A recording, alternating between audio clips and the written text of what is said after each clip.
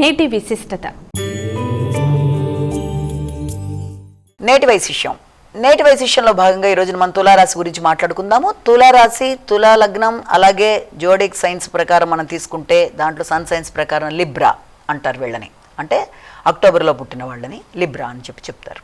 అయితే ఈ తులారాశిలో పుట్టిన వాళ్ళు చాలా చక్కగా ఉంటారు, అన్నీ క్రమశిక్షణగా ఉండాలనుకుంటారు, ఏ పని చేసినా కూడా సిస్టమేటిక్గా ఉండాలనుకుంటారు, సమయపాలన వాళ్ళు ప్రాక్టీస్ చేస్తారు, అందరూ కూడా అదే విధంగా ఉండాలనుకుంటారు. వాళ్ళ ఇంట్లో వాళ్ళైనా బయట వాళ్ళైనా ఎవరైనా సరే అందరూ కూడా సిస్టమేటిక్గానే ఉండాలి.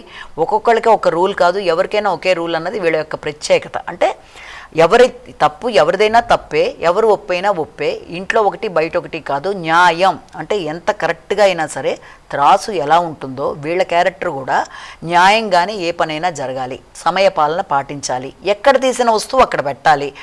ఆ పెట్టడంలో కూడా ఏమాత్రం ఇంట్లో అయినా సరే బయటైనా లోపం ఉన్నా వీళ్ళకి చాలా చాలా చాలా ఇరిటేషన్ అనేది కలుగుతుంది. ప్రతి విషయంలో పక్కా లెక్కగా ఉంటారు.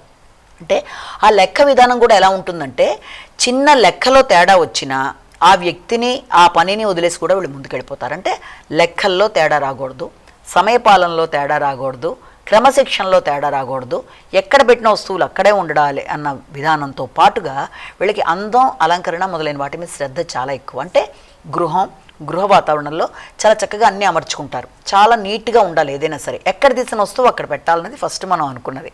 దాంతోపాటుగా వీళ్ళు ఏం ఆలోచిస్తారు అంటే వీళ్ళ పరిసరాల్లో అందమైన చిత్రాలు, అందమైన వాతావరణం, అలాగే చాలా ప్రకృతి మొదలైన వాటికి ఎక్కువ వీళ్ళు అవకాశం ఇవ్వడం. అలాగే వీళ్ళ యొక్క టాలెంట్తో వీళ్ళు ఏం చేస్తారు, వీళ్ళు తొందరగా ఒకరితో వీళ్ళు మాట్లాడకపోయినా ఇతరులు ఎవరన్నా వచ్చి మాట్లాడిన తర్వాత వాళ్ళు స్నేహితులైన తర్వాత వాళ్ళ మీద వీళ్ళు ఎక్కువ పై చేయి అవుతుంది. అంటే మాట్లాడినంతసేపే మాట్లాడినట్టుగా ఉంటారు, కానీ ఒకసారి మాట్లాడిన తర్వాత ఇతరుల మీద వీళ్ళు ఆధిపత్యం వహిస్తూ ముందుకు వెళ్ళగలిగిన సత్తా అనేది ఒకటి వీళ్ళకి చాలా అధికంగా ఉంటుంది. వీళ్ళ యొక్క ఆకారం కూడా కొంత పొడవుగా ఉండడం ముఖ్యమైన లక్షణాలు వీళ్ళని ఇతరులని ఎక్కువ ఆకర్షణీయంగా వీళ్ళు కనబడతారు. ఏ పనిలోనైనా వీళ్ళ ఆలోచనలు ఎలా ఉంటాయంటే ప్రతిసారి కూడాను వెంటనే నిర్ణయం తీసుకోరు, కొంత నెమ్మదిగా ఆలోచించి నిర్ణయం తీసుకుందాము అనుకుంటారు. ఆ కొంత ఆలోచన వల్ల ఏమవుతుందంటే అది కొన్నిసార్లు సమయం దాటిపోయిన తర్వాత వీళ్ళకి ఆలోచనలు స్ఫురించినా కూడా అది ఉపయోగకారిగా ఉండదు. కనుక వీళ్ళ ఆలోచనలు ఉపయోగకరంగా ఉండాలంటే నిదానమే ప్రధానం, కరెక్టే, కానీ అతి నిదానం వల్ల కూడా కొన్నిసార్లు అవకాశాలు కోల్పోయే పరిస్థితులు అనేవి ఉంటాయన్నది కూడా వీళ్ళు గమనించాలి. అలాగే బద్ధకం అనేది వీళ్ళల్లో, ఆలోచనలలో బద్ధకం, ఆలస్యాలు అనేవి ఉంటాయి కనుక దాన్ని అధిగమించే విధంగా వీళ్ళు ప్రయత్నం చేయాలి. ముఖ్యంగా వ్యక్తులు ఇతరులు వీళ్ళని మోసం చేయడానికి ఆస్కారం ఉంది కనుక ఈ రకమైన లక్షణాల వల్ల తగిన విధంగా జాగ్రత్తలు తీసుకుంటూ వీళ్ళు ముందుకు వెళ్ళవలసిన బాధ్యత ఒకటి ఉంది. అలాగే కళారంగం, చిత్రరంగం, అలాగే దాంతోపాటుగా ఇలాంటివన్నీ కూడా వీళ్ళకి, సినీ రంగం, ఇవన్నీ కూడా వీళ్ళకి చాలా ఇష్టమైన రంగాలుగా చెప్పడానికి అవకాశం అనేది అధికంగా ఉంది. అలాగే వీళ్ళకి స్నేహితులు అనేవాళ్ళు ఉన్నప్పటికీ కూడా స్నేహాలని దుర్వినియోగపరుచుకోరు. ఏదైనా సరే మిత్రులే.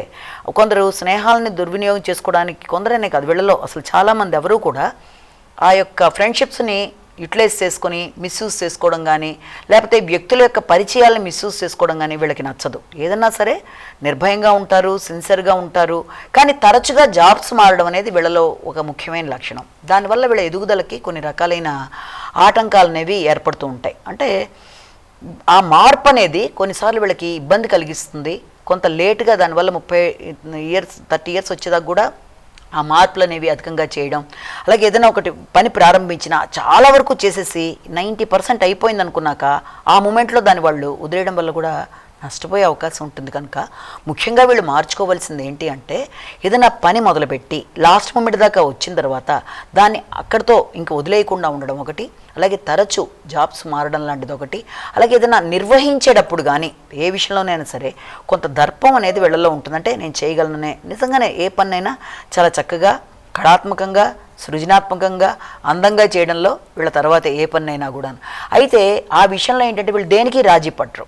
ఇతరులకు ఏదైనా పని అప్పచెప్పాలన్నా వాళ్ళు నా అంత చక్కగా చేయలేదేమో అని ఎంత పెద్ద స్థాయిలో ఉన్నా కూడా వాళ్ళు వచ్చి ప్రతి చిన్న పని వాళ్ళు చేయడానికి ప్రయత్నం చేస్తారు. అంటే వాళ్ళకి అంత నీట్నెస్, అంత శుభ్రత, అంత అందం, అంత పరిసరాలు బాగుండాలి, అంత వాతావరణం అందంగా ఉండాలి, ప్రతిదీ కూడా అంత స్ట్రిక్ట్గా ఉండాలని వీళ్ళు కోరుకోవడం అనేది వీళ్ళలో చాలా ప్రత్యేకమైన లక్షణం.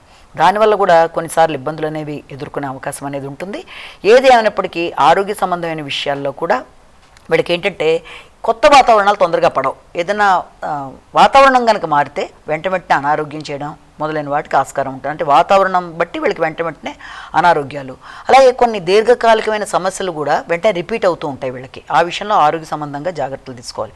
అలాగే ఇంకా ఏంటంటే వీళ్ళకి ఎంత తొందరగా అనారోగ్యాలు చేస్తాయి అంత తొందరగా కూడా తగ్గిపోయే అవకాశం ఉంది. అంటే దేంట్లోనైనా సరే చాలా ఫాస్ట్గా వీళ్ళకి కోపం వచ్చినా మళ్ళీ దాన్ని తొందరగా కంట్రోల్ చేసుకోగలరు. అలాగే అనారోగ్యాలు లాంటివి ఏర్పడ్డా కూడా వాటిని అధిగమిస్తూ ముందుకు రాగలరు.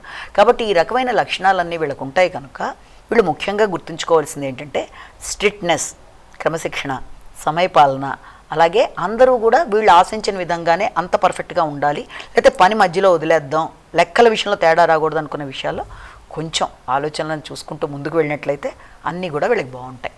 నమస్కారం.